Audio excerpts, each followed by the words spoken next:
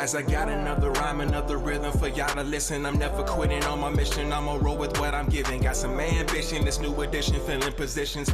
Looking at the void in myself and feeling what's missing. Better watch the way you going, better go in the right direction. In the moment you stressing, but you gon' be counting blessings. And I know that for certain. Keep on working, open curtains, haters swerving, cause they ain't ready for your final version. Whoa. I'm never gonna give up, fall down. You're listening to the Tom Ficklin Show on WNHHLP 103.5 FM, your home for community radio. Good morning, everyone. Good morning. I was just chatting before we went on air with my guests, and we're going to have a chance to chat publicly for the next 45 or 50 minutes with Eli. Eli, do folks? I like Eli, but do people still call you with your full first name has two more letters other than Eli? Do people still pronounce that as well sometimes? They do usually. They call me Elihu. Okay. My grandfather, who actually grew up in New Haven, he and went to what they now call Hill House High School. He was Eli, and I'm named for him. But my name is Elihu. I really appreciate Elihu. You're lifting that up. And Elihu Rubin is with us, Director of Undergraduate Studies and Associate Professor at Yale, the School of Architecture. And he has a secondary appointment in American Studies. And I'm not sure if your third appointment, Elihu, is with your family or with your friendship or with your synagogue, or I'm sure you have other appointments as well, but we'll just focus on your professional appointments today. And we're going to talk about the Armory. And, Elihu, I've lived here near the Armory, literally less than a quarter mile, maybe 400 yards from the Armory, and lived here on Bellevue Road in Ward 28 in New Haven since 1986. And I would drive by the Armory several times each day for 20, 30 or more years, and never really gave it a second thought. Never gave it even a third or fourth thought, in spite of going to events there in the past. But as many of you may or may not know, we're going to talk about this really significant community opportunity and edifice and real estate that kind of can fit into New Haven's vision for the future. But so being involved, being a alder here in Ward 28 more recently, and connecting with you, it's just dawned on me how important this edifice is that I have personally ignored, just blanked out of my mind for a number of decades. Yeah, we're going to talk about breathing life into this facility, what's involved there in terms of public partnership. Elihu has been really involved with kind of organizing and synthesizing and bringing congregations together, civic and social and political and religious congregations together to kind of promote what does it mean to breathe life into the city, to sustain urbanism, to sustain life, liberty, and the pursuit of happiness in whatever village or town or country you may live in. But we're talking specifically about New Haven, Connecticut in this regard. But Elihu will explain also why this model in terms of reviving cities and sustaining cities is not just unique to New Haven. I know that you're also involved, Elihu, with the undergraduates. What's your title there in terms of the undergraduates? Well, at Yale College and through the School of Architecture, we have an urban studies major, which is a relatively new major, just up and running for about 4 or 5 years, through the leadership of our dean and the support of funders who believe that it was important. And it's been a really successful, popular major. We have terrific students, and a lot of them are engaged, want to be engaged in the larger community. These are very progressive, justice-oriented people. I'm very proud to work with those students, and I'm the director of undergraduate studies, so I help guide that major. Tremendous. And so again, Elihu Rubin is with us. He's I guess you had to earn your BA. They weren't giving it away when you earned you have the diploma. I mean, did it really happen where the standards? I earned my BA. I really went to all my classes. You hear some students don't like to go to classes. It never occurred to me to skip going to a class. I went to all the classes. I got the degree, and I majored in ethics, politics, and economics. And those three strands have stayed with me: ethics, justice, equity, fairness in society, opportunity. politics, how we make decisions about the distribution of resources, economics, what drives the economy, what fuels the livelihoods of everyone around us. But eventually I got hooked on the built environment, on architecture, on buildings as being the places where we make our lives, where we go to work, where we recreate. And, dawning on me, all of our surroundings, all of these buildings, they didn't come out of nowhere. There's a story behind every street, every city, every building. And they're very interesting and important to unravel. They have different meanings to different people at different times across different scales, and using architecture in the built environment to analyze how our society operates, what our values are, and how power operates in society. Every building represents the absence of a different building. So every building represents power at one scale or another. Indeed, and you earned your doctorate from University of California at Berkeley. So those burning embers continue to kind of burn bright as you didn't go to the coffee shops in Berkeley or smoke any other things. I'm not. I Oh, absolutely, big coffee shop fan for many years. In fact, in college and after college, I worked at Willoughby's for many years, and those are some of my fondest memories, is getting up at 5 a.m. and bringing in those hot bagels into the store and getting the music going and making some espressos. So I used to work at Willoughby's for a number of years back in the day. So I'm absolutely coffee shop society is important to me. We're going to dig into the Armory and the ramifications that you've kind of alluded to. But just before we do, spending time on the West Coast, you were there for your doctorate for 4 years, for 5 years. Yeah. And just so, about. and although you, as you mentioned, secured your undergrad degree here in New Haven, but coming back, that's a shift. Are you an East Coast person? When I talk to anybody who's been on the West Coast, I want to come and join them. Let me lay my cards on the table. I love the West Coast. I loved living in the Bay Area. It was very, very inspiring to me. But I'm from Newton, Massachusetts, just contiguous to Boston. And although my brother's in Los Angeles, a lot of my family is on the East Coast. And, I've been a New Haven person now going on 25 years or so. Yes, so I have a lot of allegiance to this city.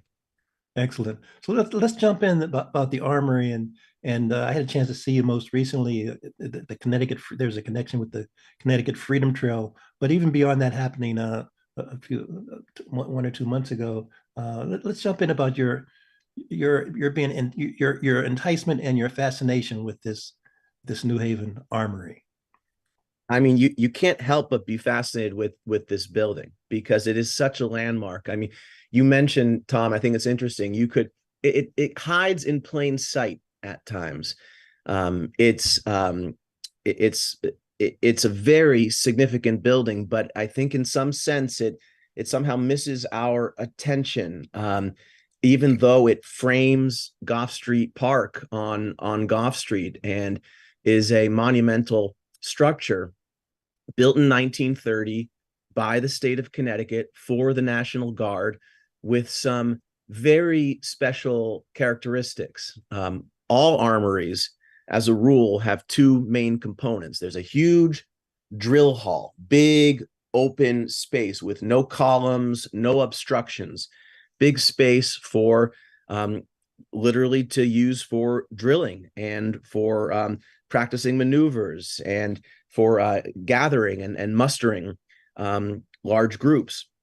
And the drill hall is surrounded by administrative buildings, sometimes called the head house, big corridors, meeting rooms, and all variety of offices, locker rooms, rooms for socializing.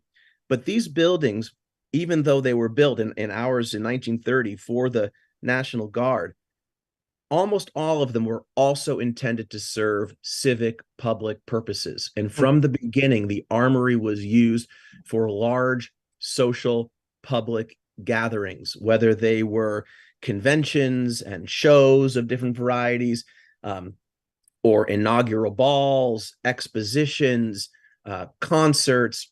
And the Gough Street Armory in New Haven has been associated with a number of really important social civic events like that. I mean, one of the ones that's most notable are the Black Expo that was held at the Armory between 1972 and 1977, a celebration of Black entrepreneurship in the city and the region. And then more recently, Art Space held its alternative weekend there, Armory Weekend, for about 4 or 5 years running. So it's a very special, important building that way. And, I got involved with it through Art Space to do a project there with students that was engaging the history, observing the present, and encouraging people to think about a new future for the building. Because even at that time in 2017, the building was damaged. It was not being used to its full extent. The National Guard regiments, the 102nd and the Second Company of the Governor's Foot Guard, well, they had left the building. And so there was no central active user of the building, and it was being allowed to deteriorate. So even then, there was an opportunity to think about how to get it reused. And then I'll just say the other key factor here is the Armory Community Garden, founded by Nadine Horton and others in the community. I became a gardener, and the garden has been one source of really important activity at the fringes of the Armory that has really helped to activate that space. And so, you're alluding to the fact that it's always been a public building for a variety of reasons. Yeah. And that when you talk about a public building, just the phrase public stewardship comes in. So kind of elaborate a little bit more about that, what our collective and individual and city and social responsibilities might be to kind of not wasting space, but nurturing and loving space.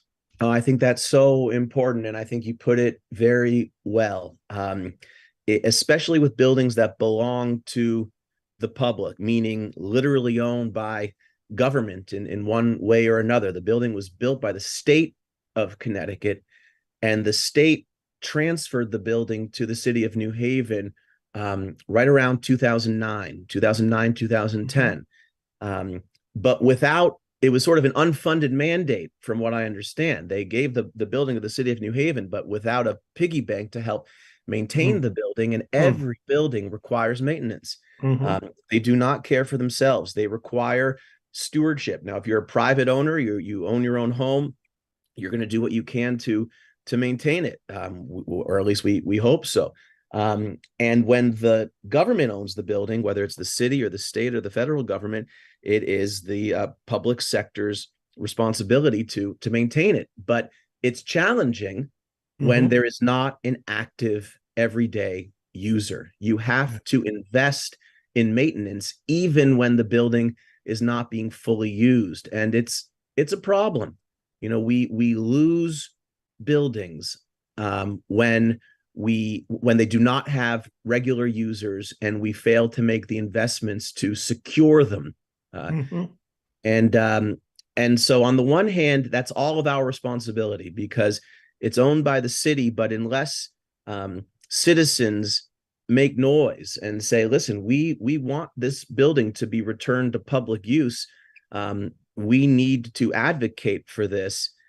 You have to make yourself heard on that, because it's challenging for city governments with limited budgets to make those kinds of investments when we don't know exactly how it should be used. And so in the case of the Armory, a small amount of damage, like when the roof starts leaking, can become a lot of damage over the years unless it's arrested, unless we stop the deterioration.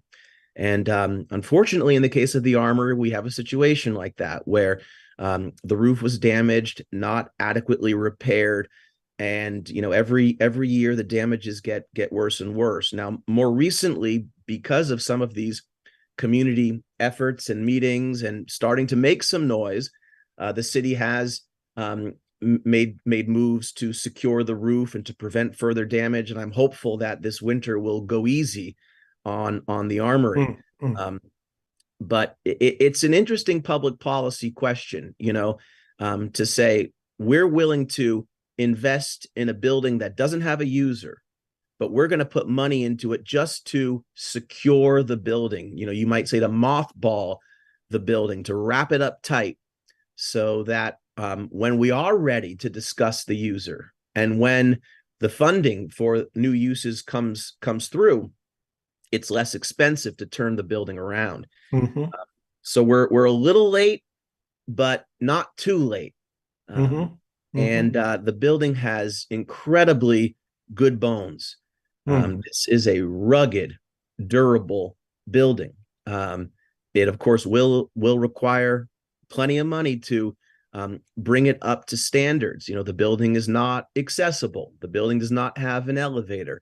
The mechanical systems need to be repaired, and so on and so forth. But the bones of the building are solid. It was built with incredible durability. And Eli, can I call you Eli? Yeah, sure. Sure. I know you've probably been called other things in your life, but Exactly. we won't go into that at the moment. But Eli, don't leave us hanging. Share with some folks. You've been orchestrating a chorus. You've had some chorals, raising voice, harmonies, concerts in there in terms of people, social movements, people coming together over the summer. And I've had a chance to attend some of them. So share with people that you just haven't been just talking about this. You've been walking the walk and recruiting people to help us walk this walk toward the building, kind of breathing life. So you've had some community meetings, and you've had the SOM school, the law school, I think SOM. So share with people about how that the harmony that you've been creating in terms of proactive community development. Well, we've been trying. I mean, I am one among a number of dedicated citizens who formed an Armory Community Advisory Committee, which is not a closed group. This is an open group to whomever wants to participate. And our relatively small group began to have meetings with the city to put the Armory on their agenda. But we realized that we had to organize more people to come together, partly to make sure that we could demonstrate interest. Yes. That people care, and also because I firmly believe that this building can serve a lot of different public social uses, and there are many needs that can be met. And so with my friends and fellow citizens, and with the support of some of my students who I was able to hire to help me and us organize this, we had a couple public meetings, one in May and one in August, in the Hill House High School cafeteria. We had about 100 people come to each meeting. We had city officials come, which I think was really terrific, because we are working with the city on this. The city wants to see this succeed. I think that's important. We're all partners in this. And we had terrific conversations, because on the one hand, we got to celebrate the memories of this building, and that's important. Places matter. We need to emphasize the connections that we have to these places. And that's not just incidental, that is instrumental in thinking about how we need to recapture the vitality of this place. So we got to celebrate the memories, and people are interested in that. We got to describe the present, meaning what is beautiful and interesting about this building physically. And then we got to imagine the future, how it can be used, what people need, and kind of just dream a little bit. And we were able to have another meeting later in the summer in August, where we continued those discussions, but we also began to introduce a few examples of how this might be done and has been done in other places, different models of redevelopment, so that people could understand that, hey, we can dream, we want to dream, we have to dream, but there's a financial reality here, and it's going to be challenging. And ultimately, we don't think the Armory has to be a cost center. I think it can be a revenue generator, while also serving many of the needs and desires that people in the community have. So we got that ball rolling, and we built our list of people interested.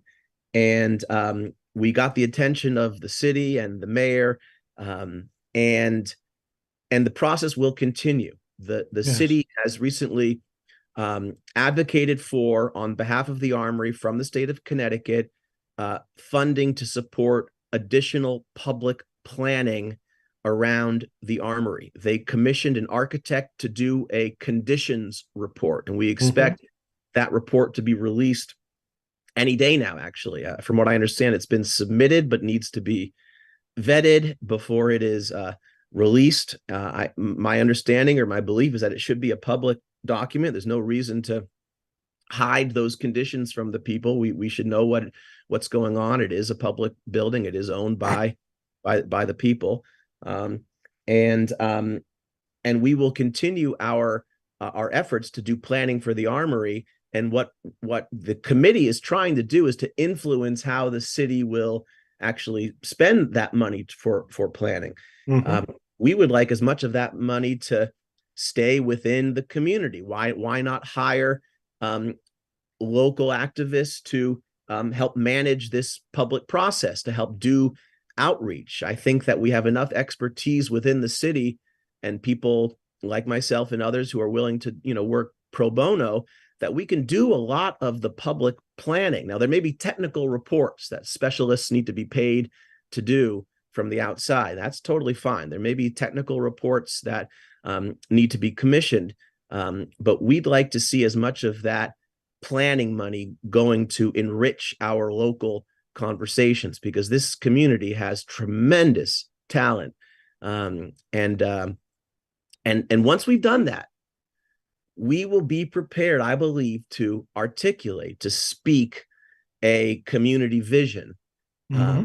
Will everyone share every aspect of it? No, not everyone will get absolutely every single thing that they want. But there will be a lot in common and a lot of public good. And then we will discuss what are the pieces that we'll pay for, what will come from public money, what will require private investment, what will the role of a nonprofit or a non-governmental organization be. And there are different pathways we can take. And so the next phase will be to really discuss those pathways, because the project, the building, this is 155,000 square feet. That's very big. Now, remember, you have the head house. Anyone go to the Armory, go to Gough Street, go to the park, look at the building. You will see that it's a huge building. You can barely get a sense of it. That's why it kind of hides in plain sight. But there's about 3 stories of rooms that wrap around the drill hall. So there's a huge amount of space. And then the footprint of the drill hall itself is also huge. So there's going to be a room for a lot of different uses. It's not going to be a singular use. It will be mixed use. But in some sense, I believe that the building, it's too big to fail. It must be resurrected. And I think that some people might say, and I think we need to acknowledge this, some people might say, listen, this could be easier if we tear it down and build anew. But I really believe we cannot let that happen. The building has too much to offer as it is. It's too valuable in its current presence. And the most sustainable thing we can do, environmentally and I believe socially, is to reuse the buildings that we already have, because they are meaningful. It's important to have continuity in our environment. Yes. Especially, Tom, as you know, in a city that is changing so rapidly with so many new buildings going up. It's important to have sense of place, and the Armory possesses that in a big way. Like, I really, in terms of the process and procedures, I really appreciate your sharing with giving people a way to visualize what's occurring. There's the status of the state grant. Is that still unresolved, or are we keeping our fingers crossed? I guess from what I understand, there was an application that the committee, the Citizens Committee, the Armory Community Advisory Committee, helped write with the city for a community investment fund planning grant. That grant was denied. However, because the city recognizes how important it is, the mayor and the mayor's officials in economic development and across the administration put in a request that was granted for planning funding through a state bonding issue. So from a different source, there is funding for the planning process. It's not enough to fix the Armory, not even close, really, but it's enough to keep it on the agenda, and it recognizes that the city recognizes how important it is to engage in this process. We can't continue to ignore it. And share for folks that are listening, and again, this is the Tom Ficklin Show, and Eli Rubin is with us. And Eli, share with folks, if folks are listening and they want to get involved, participate in some of the upcoming meetings, be on your listserv. What's the best way for us to expand our audience and recruit the troops? Absolutely. Well, the best way right now, there is a Facebook page for the Armory Community Advisory Committee, and that's one good way to let us know that you're interested, and you can join that page. And then the other way is to send an email to our group, which is Goff Street Armory at gmail.com, and we will add you to our email list. And I'm about to send out another blast to all of the participants who have signed up to inform them of all the things that are going on. We're kind of waiting until we work with the city, and the Community Advisory Committee is hopefully going to continue to discuss this with the city on how to proceed with the public planning process in a unified, coherent way that might go on over the next, realistically over the next year or so.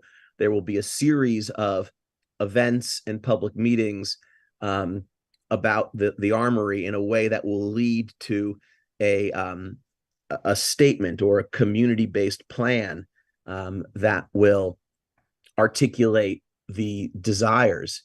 And so anyone and everyone can and should be involved, and people of all ages should be involved. You can send an email to goffstreetarmory at gmail.com, GoffStreetarmory, Goff Street Armory at gmail.com, or go to Facebook and you can find the Armory Community Advisory Committee there.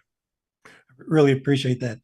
From a self-serving standpoint, let me just say again that as Alder of Ward 28, the Goff Street Armory is in my ward, and a major community asset. And when you mention about changes, I guess for folks that may not be familiar with New Haven, there's one of our the high school that you referenced earlier is around the corner. There's the new Q House. The library is there, the Hill Health Center now, and then the Concord on the Dixwell Avenue area, that's going to be major. So there's the domino effect. If you look at kind of the monopoly board of the Dixwell area, it's really, really exciting things are happening. And again, the Armory might not reach its full fruition for a few years, but you got to plant the seed. Yes. And so there are things that are, and Bethel Church is right adjacent to there. Even this is kind of an oblique and not so favorable thing to mention, but the jail abuts the Armory. So just when you mention the intersection of what community and life and public life is all about, it's really I wouldn't say it's in the heartbeat, but it's really could be conceived to be in the center of some very important things happening on Whaley Avenue. Is kind of going through some major. There's the major street, for those of you that aren't familiar with New Haven, that's kind of just behind the Armory, one of our major thoroughfares. So whether you want to call it redevelopment or ethnic cleansing or creating highways, there's a lot of energies in place, and for everyone to kind of be involved, to not feel that they're left out and that they're segregated, but on the contrary, are really part and parcel of being at the table of decision making. Oh, absolutely. That makes a difference. People coming out, being engaged, being interested. The fact that you're engaged as the alder, and that we hope that other elected officials will want to be engaged. That makes a big difference. You know, we this is still democracy. What people want, what people coming out, that matters. And I think what you point out is significant. Whaley Avenue is has recently been funded by the state for a very significant retrofit, let's call it, to make it an even more pleasing, safe, and I think actually even denser environment. That's very exciting. The Armory is a kind of hub of a number of different neighborhoods. It's in Ward 23, as you say, but it sort of sits between Dixwell, Beaver Hills, Dwight Edgewood, and it has an opportunity, I think, to serve citywide, I believe, in terms of what it can achieve. I hope that people see it as a citywide kind of asset. And you mentioned the jail. Now, this is significant. So this is, and in some ways people will disagree. At the public meeting, some people said, well, we wish the jail weren't there. We wish it were somewhere else, but it is there, and it's not going away anytime soon. And so we have to think about that actually not as a detriment, but as an asset. We know that programs to reintegrate people into society that have been in jail is very, very important. There are some really outstanding organizations in New Haven, Emerge, Project More, that do this kind of work. There may very well be some piece of the Armory that can participate in that kind of reentry, reintegration opportunities clearinghouse. And that's right. This is important. This is important because these people are part of our community, and we need to embrace that, not run from it. That's just my view. And in these public meetings, we'll have a lot of different views that are expressed. For sure. And even on that note, I mean, Wesleyan and Yale, people might have heard about how folks can now earn their degrees in spite of being captives in the carceral state. So there's so many opportunities, if it's no more than the GED. So there's so many ways of kind of maximize our proximity to one another. Eli, you were modest in my mind in terms of these meetings that have been held this summer. I've been in New Haven since '71. And every job I've had has been community focused. So I've been going to community meetings for 40, 50 years. These meetings this past summer were very impressive. I'm just not saying that because of my being biased about this project becoming a success. Were very impactful in my mind. People were imaginative. You had kind of like many focus groups. People presented. You had the round tables. The energy that was expressed there, particularly in 2023, when there's been so many reasons to be disappointed and depressed and not enthused. Folks came out and shared. There was not a single idea. Over 100 ideas were mentioned, and you had that information, but not a single idea that was mentioned that was not reasonable in my mind, whether it took place at the Armory or elsewhere. But people were really giving of themselves, giving of their time and attention. And so these summer meetings were really inspiring to me to see that people still believe that we can not only keep hope alive, but make hope a real manifestation. I feel the same way. It inspired me as well. It requires the genuine interest and participation of everyone that was there. And a lot of friendships were made, at least for me. A lot of people meeting and speaking from across the city in different ways with tremendous respect and tolerance and joy. And so I was very inspired by that. And yeah, that's right. We had a big group in total. We broke out around the circular cafeteria tables at Hill House, which were perfect for this purpose. And then each group would report back. And there was a lot of agreement and applause and sort of mutual support. And that's to the credit of the people of New Haven. Great. We have about 10 or so minutes, Eli. So as the spirit moves, you don't want to, whatever kind of comes to your mind. Folks know that my shows are unscripted. Sometimes I'll chat with my guests prior, but even if they give me 10 talking points, sometimes I'll surprise them with with a with an unrehearsed question. So what comes to your mind at this particular moment as we've kind of just spent the last 25 or so minutes on the Armory? What comes to your mind next about what we would like to share? Well, one of the things I'd like to ask or invite your audience is, when you do reach out on Facebook, the Armory Community Advisory Committee on Facebook, um, or if you send an email to goffstreetarmory@gmail.com.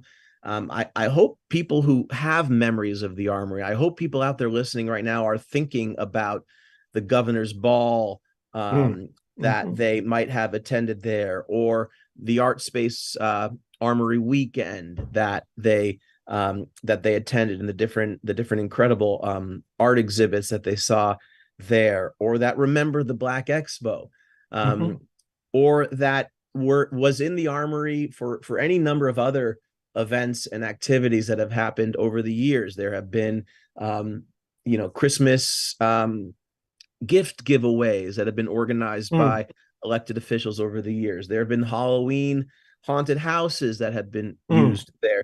The more that we can inspire people to remember the roles it has served, I think the stronger the connection will be. And I want to invite your audience to think about that, and on the one hand, and then on the other, to think about how they can imagine themselves in the Armory. What will bring you to the Armory? Yes. What do you want to see happening there? What is the vibe? What is the mood? What are the activities? What are the opportunities that you want to be able to see there? Because that matters. And what we will find is that what you in the audience right now are imagining, you're not alone. There are others who feel the same way. And we build a lot of strength by sharing those ideas. And so, that's an invitation I wanted to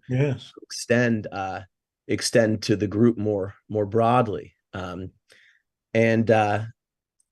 thinking about that, and I'm thinking about the domino theory that you expressed, which I think is important to really build on increasing strengths. I think that New Haven is a city that, in many ways, and I'm not native to New Haven, but I've been here on and off for about 25 years now. It's a city that has incredible strength when it comes together, but it's a city that can sometimes fall into its camps. And I'd like to think of the Armory as a place that's unifying in that way, that people don't feel excluded from. This is really important, that people feel welcome there. This is not just a neighborhood resource. This is a much broader resource, and I hope it can be a kind of beacon in that sense.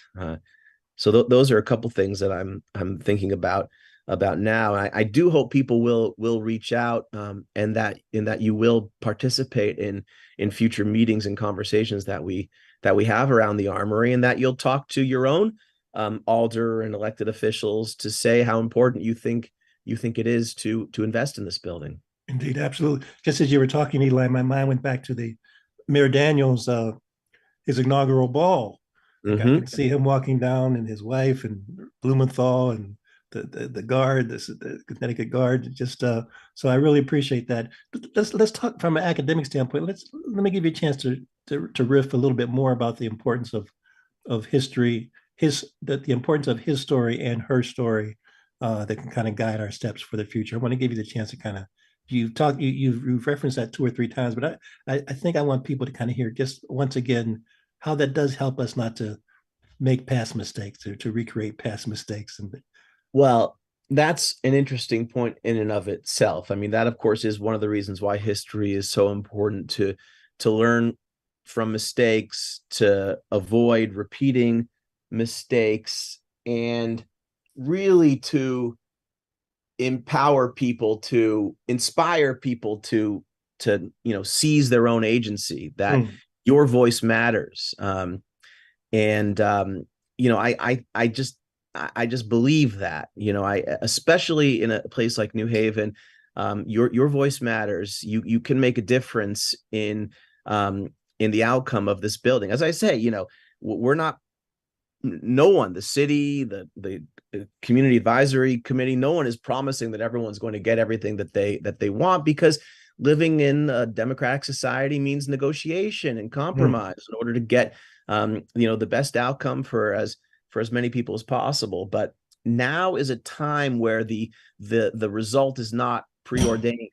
It's still open.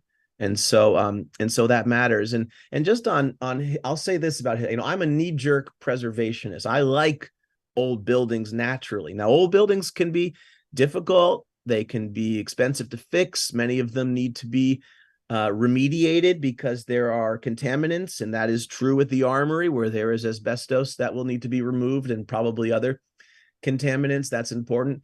But the historic fabric of the city is what allows us to feel connected to this place. And I'm just struck by certain streetscapes in the city, whether you're at the former Coliseum site, or let's say you're over in Worcester Square at Chapel and Olive Street, or if you're over in the Hill near the medical center. I mean, there are a lot of new buildings, new apartments going up. Streetscapes are changing in a lot of places in the city, and you're going to see that increasingly on Whaley Avenue and at Dixwell and lots of places. In a lot of ways, that's exciting. There's going to be more housing. There's going to be more affordable housing, hopefully, in a lot of areas, and a lot of great people and institutions are getting involved in that. But in that context, it makes the architectural gems of the past that much more significant and meaningful and iconic, because these are the buildings that make New Haven, New Haven. In my opinion. This is one of those buildings that a lot of people share and have had a lot of meaning. This is on the National Register of Historic Places, which recognizes not only that the building is physically, architecturally significant, but that it has touched upon so many generations of New Haven history. And as you mentioned, it's now on the Connecticut Freedom Trail for at least two significant reasons. One, because it's connected to May Day 1970, which is a whole nother story, which we won't talk about right now, obviously. The next show. Another show where there was a major political rally that was protesting the trial of Black Panthers in New Haven on the New Haven Green. And the association there is kind of perhaps a negative one, because it's at the Armory where the National Guard gathered before they came down to the Green, actually to suppress some of those rallies. But more affirmatively, I think, is the Black Expo. And for people who remember the Black Expo who were there, please reach out. I want to hear more Black Expo stories from people, because that was all about empowerment, opportunity, entrepreneurship. And a lot of people that we've talked to at the public meetings, they want to see those opportunities again. Where can I start my business? How can I share what I do? And I think a lot of organizations in the city are encouraging that. Black Wall Street, that Adrian Jefferson from the city, and many others for collaborators of culture, arts, and tourism. What an inspiring event on the New Haven Green. Black Wall Street. The Q House is doing terrific events around opportunities for people sharing their crafts and their skills and their talents. And I think the Armory should be another place like that. And it actually builds on its own history. It builds on its own tradition. That's right. Eli, I want to throw not a tough question at you. Yeah. Because you've immersed yourself from the undergraduate experience, and now you're teaching. And people might not know the first name of the founder for Yale, but let me just suggest to them that it's the same as part of your name.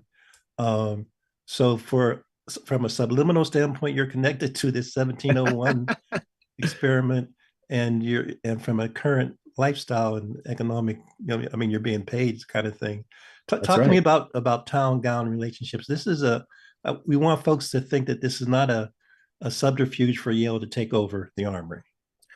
Oh no, I mean not at all. I think in general Yale.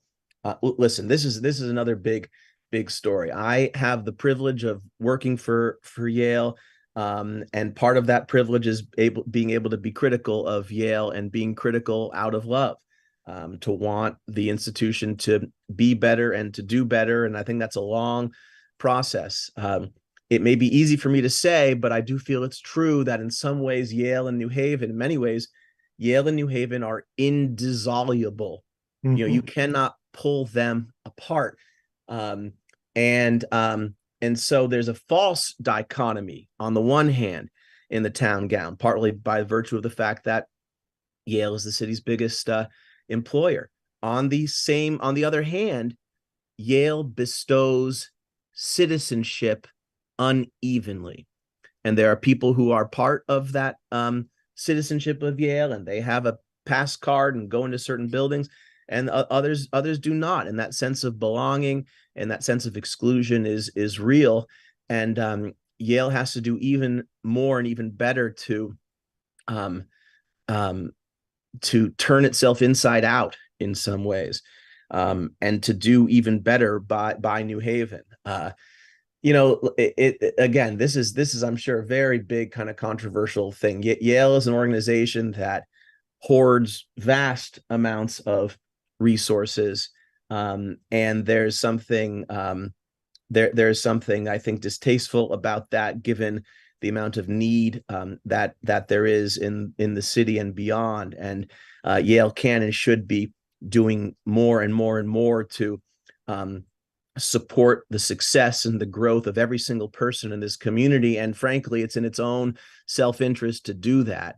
We need to, I think people like myself and others need to continue to encourage Yale to do that and to keep building trust between the university and outside the university.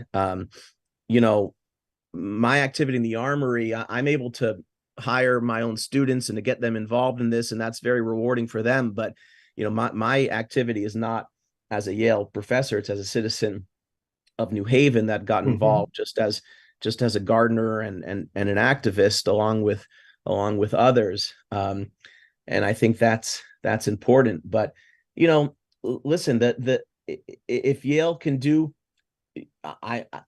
Yale is not going to buy the Armory. I'll tell you that much. And no one would want that. But if Yale or Quinnipiac or Southern or University of New Haven wanted to be an anchor tenant for some piece of the Armory, well, that might be welcome. And Yale could do amazing things in that case. What if we had a little outlet of the museum, or the outlet of the Peabody, or free museum, free library, a place for Dwight Hall at Yale students get involved in volunteering across the city. What if there was a little outlet of Dwight Hall? There are people at the School of Medicine, School of Public Health, School of Nursing, School of Management, School of Environment, School of Architecture, my own school, that do a lot of really admirable work across the city and are fully engaged in a progressive way. Well, what if there were offices for some of those activities there? To me, that would be building trust. And Yale would participate not as an owner, but as a tenant. So you got to pay the rent. I mean, honestly, that's something that I would encourage, if Yale could get interested in that. But in the end, that will depend on what people really want, and if it's welcome in that way.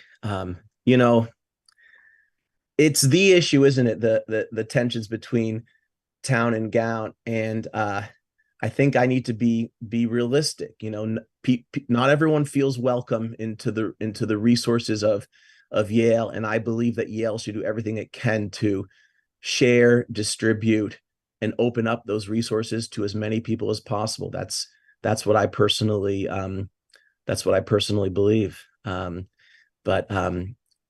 that's right. I have a good job. I'm a professor at Yale. I'm very grateful for that job. I love what I do. I love teaching. I love being an educator. I love researching American architecture and urbanism, and I love teaching it.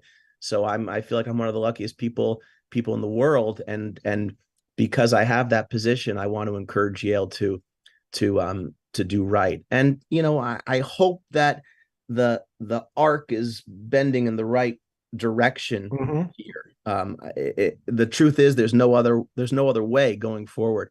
And I think that there's an opportunity for Yale to continue to do better. Excellent. For Yale to pay more, for Yale to do better, for Yale to engage in repair in cases, and I think that's really important.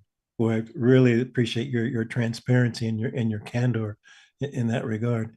Eli, as we have three or so minutes, and it's somewhat unfair for me to ask this question, but for each of my guests in the last since October 7th, regardless of what the topic has been, I've asked my guests to kind of talk about what's on their heart, mind, and soul moving forward in terms of the Middle East situation. For me, at this particular moment, you and I might not be able to do a whole lot to bring peace on earth, goodwill toward men and women in the Middle East, but we can contribute and we can make funds and have workshops. But to me, this Armory idea, this vision of the Rodney King thing, can we all get along? We must, and even to use the Booker T. Washington thing of dropping, the buckets where you are. Regardless of, you're not Anthony Blinken, I'm not Anthony Blinken, we're not in Gaza as we speak, but we can do something at least locally to create this an environment of health, of wealth, of feeling good about yourself. So I'm asking folks to kind of just understand that, yeah, you may not be, the Secretary General for the UN, but you can do something to create peace on earth, even in your neighborhood, your house, your family, your church, day in, day out. Any comments in that regard as we conclude? Well, it is a tough question. It's a terrible time, and it's a terrible tragedy all around. I mean, I think that we need to do everything we can. Speaking, I guess, as an educator and a mentor to students, is that we need to create spaces that will support our students from across the spectrum. Yes. In what is a very, very difficult time. And we need to create spaces for respectful dialogue that build empathy and that get out of preconceived notions and get out of our entrenched camps from one way or another, and just to build human empathy and to advocate for peace and for humanitarian values. It's a terrible situation, and it's not the only terrible situation going on right now. But we need to be able to support the people that rely on us. And I'm speaking about our students, the people in our community, but there have to be a way for respectful discussion and venting and the building of empathy to kind of get out of knee-jerk reactions. This is a complicated, long historical story, and I think we need to be able to separate things. We need to be able to look at things in a nuanced way in that sense. But the bottom line is that this is a humanitarian disaster, and I believe personally there should be ceasefire and there needs to be humanitarian aid. But it's difficult. I want to be able to say that I believe. I'll just be very honest, I guess, Tom, because you inspire that. But I want to believe. I believe that the state of Israel should be able to exist, but I don't support Israeli government policies and haven't for a very long time, like a lot of liberal Israelis as well. And so the response happening right now is extremely upsetting. And I believe there should be a ceasefire personally. But what we need to do is to build empathy. We need to hear each other and listen to each other and understand each other and humanize one another. And I really think all universities, as well as civic institutions like our libraries and other, we need to be able to support that and to encourage that. Indeed. Indeed. Thank you so much. And again, the Armory can be a peace citadel as well. I mean, we can It just should be a peace citadel. It should be a unifying public place where people feel welcome. And listen, that's the only way forward. And I really appreciate you, Tom. I appreciate your show. I love the way you ask questions, and I really appreciate what you do. And it must be a citadel of peace and understanding. That is the only way we are going to make it. And so that's the way forward. Excellent. Eli, thank you so much. Have a great weekend, great day. I'll see you soon. Please, folks, kind of join us in this Peace Armory, this Peace Armory Army. Yes, the Peace Armory Army, the Freedom Trail Army. Yes, reach out to Eli and let's make it happen. Please do. Harry, thank you as always. Eli, see you soon. Keep us posted. Keep smiling, and we'll widely disseminate this information. That's great. Take care. On my mission, I'ma roll with what I'm giving. Got some ambition, this new edition, filling positions. Looking at the void in myself and feeling what's missing. Better watch the way you going, better go in the right direction. In the moment you stressing, but you gonna be counting blessings. And I know that for certain. Keep on working, open curtains, haters swerving, cause they ain't ready for your final version. Whoa. I'm never gonna give up. Fall down, I just gotta get up, yeah. Cause this is my road, lights, camera, action, I'm ready to go. I'm never gonna give up. Fall down, I just gotta get up.